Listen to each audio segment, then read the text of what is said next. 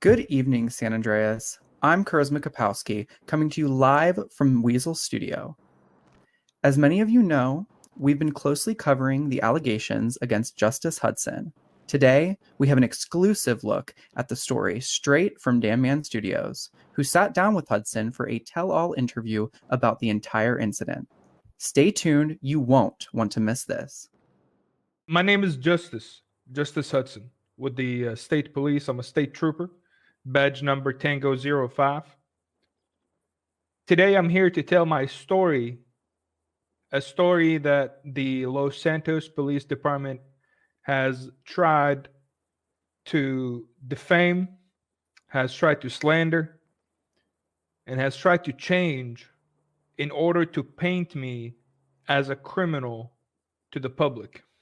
The public that has known me, the public that I've served for 3 years, and the public that has called me time and time again the public's favorite trooper.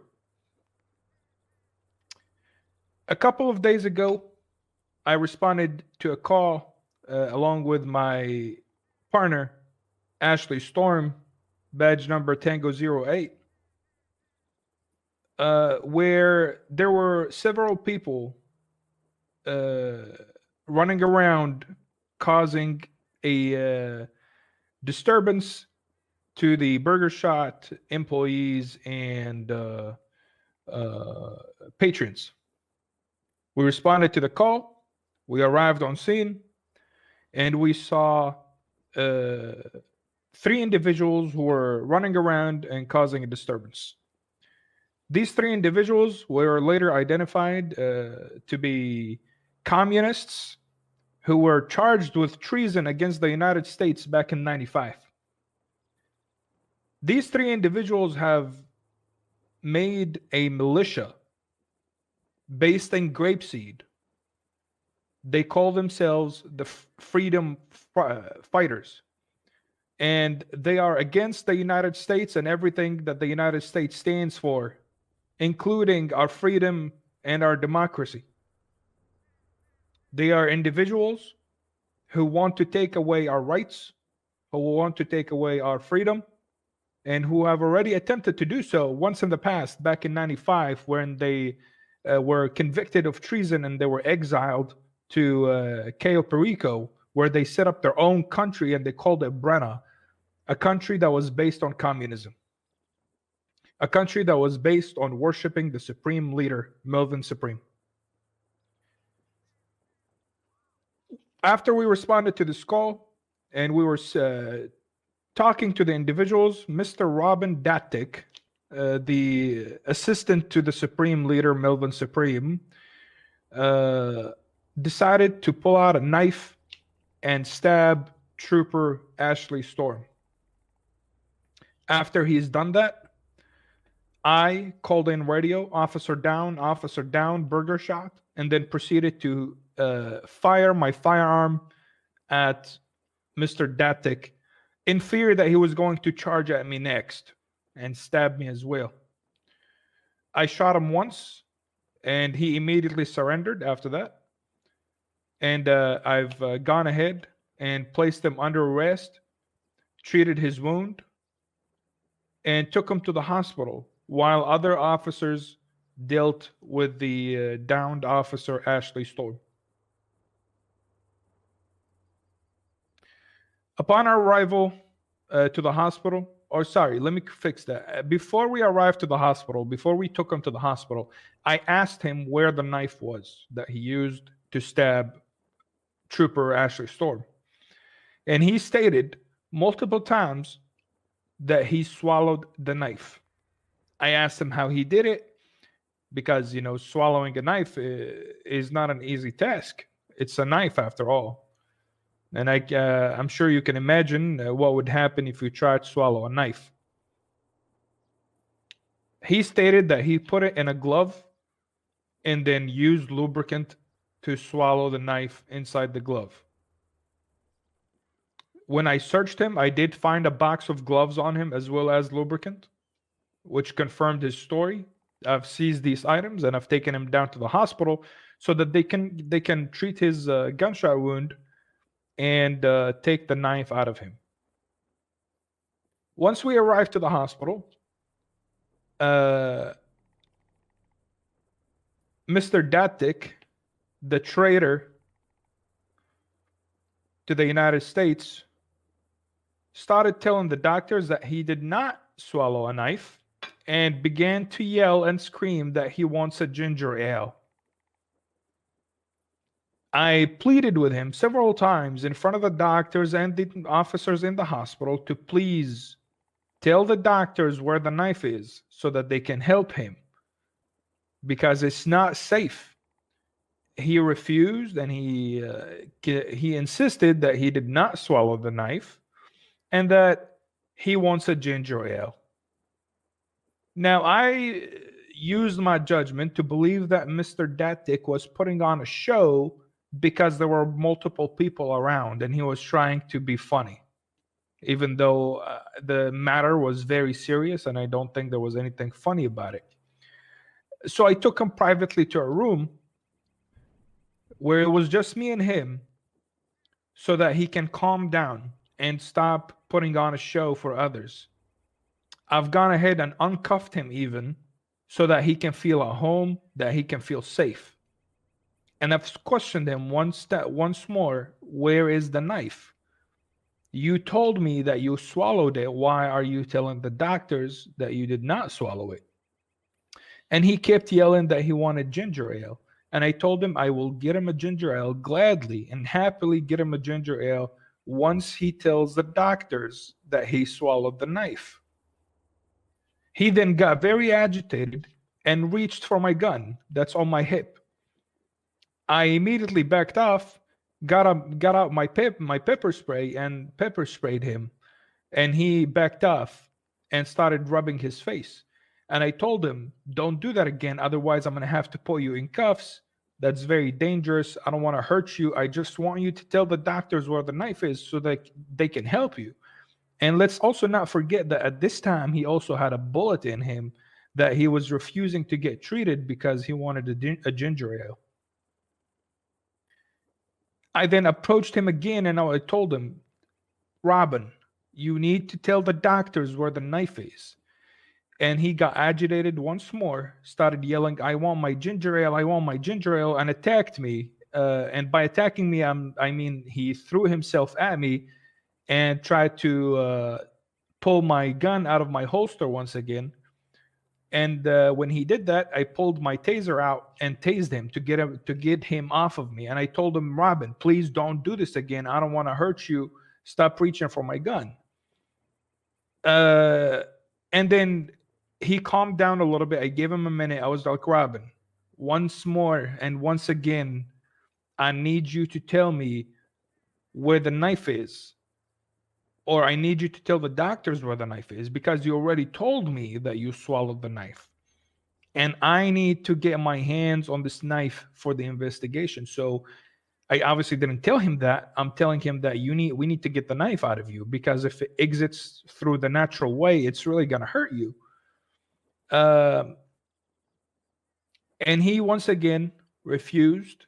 When I approached him, I told him, please, I'll get you the ginger ale that you want once you tell the doctors where the knife is. And he started screaming and yelling. He completely lost it at me and threw himself at me, trying to reach for my gun once again in an attempt to take me hostage. And that's when I pulled my baton and I smacked him once with it, which rendered him unconscious. After he was rendered unconscious, I placed him in cuffs again, and I took him outside the room for the doctors to help him.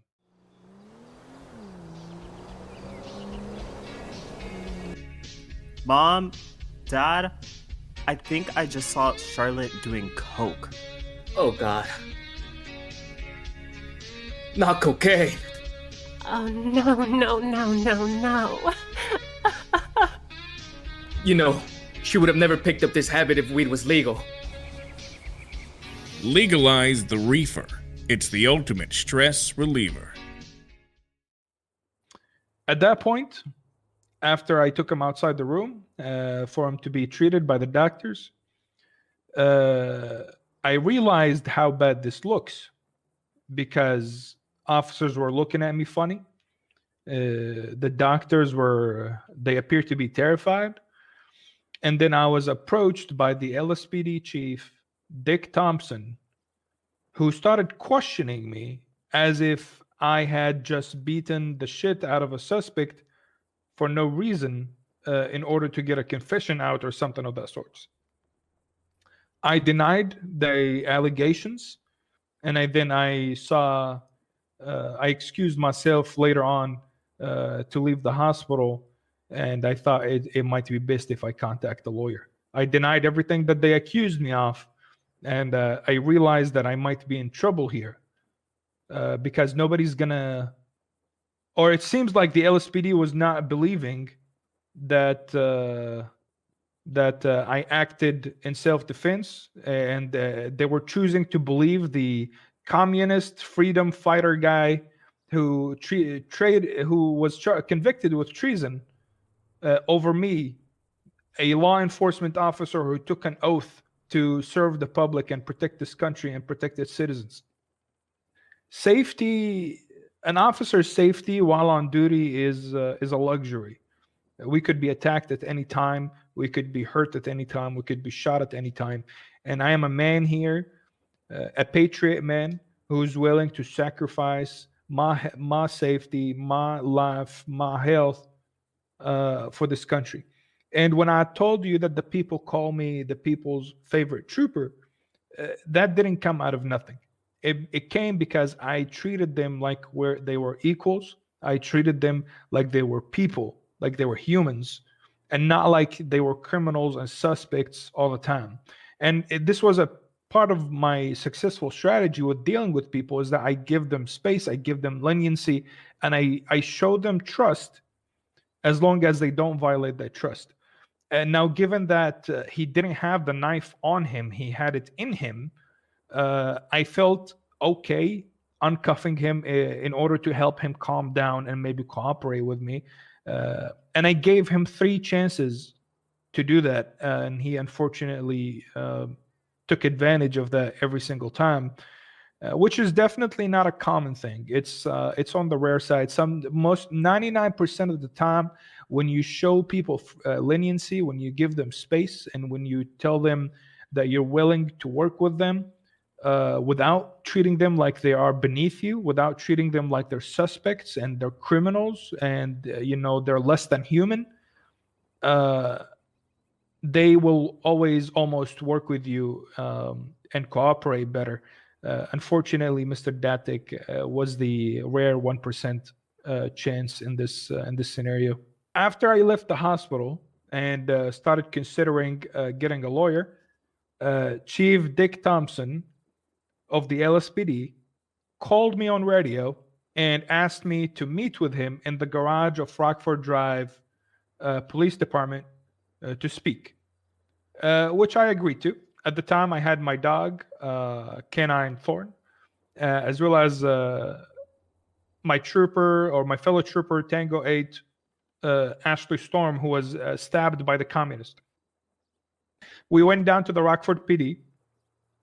I entered the garage, parked my car, exited the vehicle, and when I arrived, LSPD Chief Dick Thompson told me, and I quote, "Take a deep breath," end of quote, and then proceeded to tell me that I am under arrest for battery and corruption, which was absolutely insane to come to that conclusion 30 minutes after the incident happened. No investigation took place. No contact to the commissioner's office or the trooper's office or any other office took place. They just decided that they know everything and they wanted to go ahead and arrest me without even hearing my side of the story. They didn't question me. They didn't call me for an investigation or for questioning. No common courtesy, no nothing. When I refused and I told them, you can't do that, you have to contact the FIB or the commissioner's office, and you have to contact my department, They said they kept interrupting me. They didn't give me a chance to speak, and they told me that I need to go ahead and surrender myself right now to be arrested and charged. I refused and then began to walk away to my car. And that's when Officer David Smith pulled his taser and tased me in the back. Even though I posed no threat to anybody at all at the time, posed no threat. I didn't threaten anybody. I didn't pull my gun. I didn't do anything. I didn't command my dog to bite anyone. Nothing. All I did was walk away from the scene, and they tased me in the back. And this is something that they're famous for. Ask every citizen in the Los Santos area about their experience with the Los Santos Police Department, and I assure you that 9 times out of 10, they will tell you that they've been tased by LSPD officers when they've posed no threat.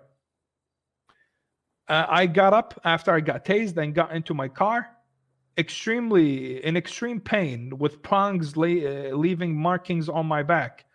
My dog got in the car and I proceeded to leave. 30 seconds after I left the police station, LSPD Chief Dick Thompson proceeded to go on radio and advertise to all officers on duty that I am a quote-unquote trooper on the loose, and that I shall be arrested and prosecuted as soon as they find me. He was slandering me and defaming me on radio in front of all my colleagues, humiliating me when there was no formal investigation that took place. Furthermore, about 10, maybe 15 minutes later, I was in Toledo, and that's when 3 LSPD cruisers arrived to my location. They parked behind me, initiating what we call in law enforcement a felony traffic stop. They all stopped behind me in a horizontal line. They got out of their cars, a total of 6 officers, all armed and dangerous. Officers who have proven to not understand how use of force works, proven to use excessive force all the time to make an arrest, even if it violates people's rights and even if it violates people's safety and privacy and rights to a fair trial. They don't care. As long as they make the arrest, they will use any amount of force necessary. So they all exited the vehicle and aimed 6 guns at me. And that's when I decided I need to leave because I don't trust them. They already tased me in the back once. What is stopping them from shooting me right now? They already slandered me and painted me as somebody who's armed and dangerous. So what is stopping them from shooting me and then saying, oh, well, he was going to shoot us, or we didn't trust him, or we saw his hand on his gun, or something like that, and then proceed to take my life away from me? I do not trust the Los Santos Police Department. And for that reason, I fled the scene out of fear for my own life, out of fear for my own safety. I went ahead and drove away and lost them very quickly. And that's when they issued a statewide manhunt on me. And then the very next day, they contacted Weazel News Weazel News put a poster on the bulletin board that I'm probably sure you can find, where they painted me as somebody who's armed and dangerous. And they painted me as some sort of a serial killer because I protected myself from a traitor, from a communist who wants to take away our freedom, from a communist who hates the United States of America and everything the United States of America stands for. The excessive use of force should not go unpunished by the LSPD. This is not the first time, and it will not be the last time that they use excessive force for no reason against individuals who pose no threat to the safety of anybody in their vicinity in order to make an arrest. And I do not believe that this issue will be solved until Chief Dick Thompson is held accountable for his actions. I know for a fact, and this is for a fact, that Mr. Thompson or Chief Thompson of the LSPD hates the state troopers.